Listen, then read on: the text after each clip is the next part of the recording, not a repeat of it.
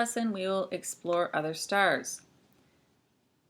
So to compare stars, we look at two things. We look at luminosity, which is a measure of a star's total energy output per second, and the unit for this is joules per second.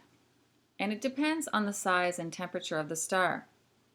Apparent magnitude is the size of a star that we observe from Earth, and this depends on size. And brightness would also, or the luminosity, would affect the apparent magnitude as well. So if we look at various colors of stars, we can see that they vary in temperature, mass, and luminosity. So we could see from this chart that blue are the hottest stars with a surface temperature of 35,000 degrees. Coolest ones are red with a temperature of 3,300 degrees. And the yellow star, which is our sun, like our sun, they have a surface temperature of 6,000 degrees. We can also see that the relative mass would be 1.1 and the relative luminosity is 1.4. The hotter the star, the more luminous it is, where blue stars have 405,000 measure of luminosity, and red stars, the coolest one, have 0.08. So which stars are the hottest? Blue stars, which are the coolest, red, and the temperature of our sun is 6,000 degrees. What are stars made of? A star's color can tell us about its composition and also as well as its temperature. So we can use a spectroscope to separate white light into the rainbow of colors, and we can figure out what elements are present in a star, because each element, for example, hydrogen, helium, mercury, leave a unique pattern of dark bands on a spectrum, and these are called spectral lines. In this way, astronomers identify the elements within a star's photosphere. So this diagram here is showing a white dwarf compared to a blue giant, and we can see the various bands of light that make up this star. We could see there at the dark bands.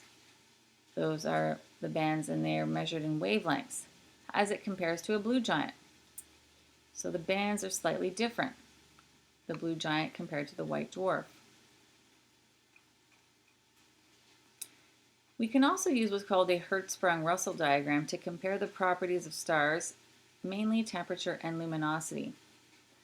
On this diagram, which is measuring absolute magnitude as a scale of 0 to -10 and +10 at the other end, and we see that where is our sun? It's in the main sequence, right here.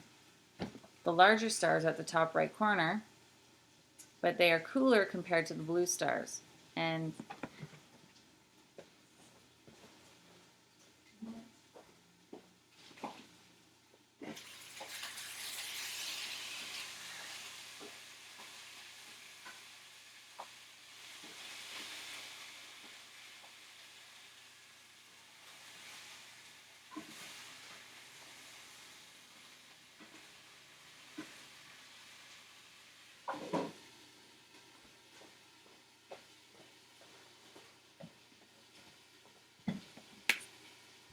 so, sorry about that. So we are in the main sequence, and it's a narrow band of stars on the Hertzsprung-Russell diagram, and 90% of stars, including the sun, are in this main sequence.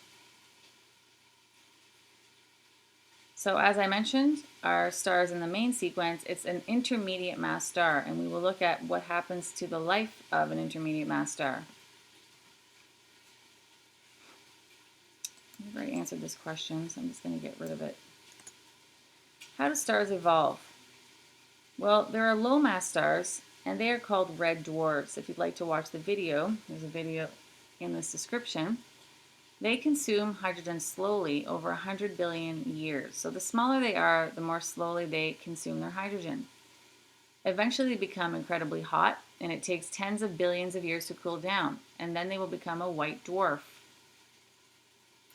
Intermediate mass stars consume their hydrogen over 10 billion years, and that's our star. When their hydrogen is used up, their core contracts. Now it's called a red giant. And our sun will become a red giant in 5 billion years. and eventually our sun will become a white dwarf. High mass stars are stars that have 12 or more solar masses. They consume their fuel even faster than the intermediate mass stars. As a result, they die more quickly and more violently. They expand into a supergiant, then the iron in the core cannot release enough energy through fusion and causes the outer part of the star to collapse, producing a supernova. In your textbook, if you look on page 346, there is the remains of a supernova, and here's a link if you'd like to watch a video. Neutron stars would be the result of a star with a mass of 12 to 15 solar masses. The core will shrink to 20 kilometers in diameter and eventually become a neutron star. And here's another video link if you'd like to watch that. Black holes arise from the death of a star whose initial mass is more than 25 solar masses. If we were to describe a black hole, we would say that the remnant of a supernova explosion is so massive that nothing can compete with the crushing force of gravity. The remnant is crushed into a black hole, which is a tiny patch of space that has no volume, but it does have a mass, so there's still gravity, which is so strong nothing can escape it, not even light. We have detected black holes but not seen them, although we've seen one that we know of in the last year. We can see a region of space swallowing up matter, which would be gas, dust, and stars, and compressing it until enormous temperatures are reached, and then it disappears. And there's a video if you'd like to watch that. And that's the end of our video on stars.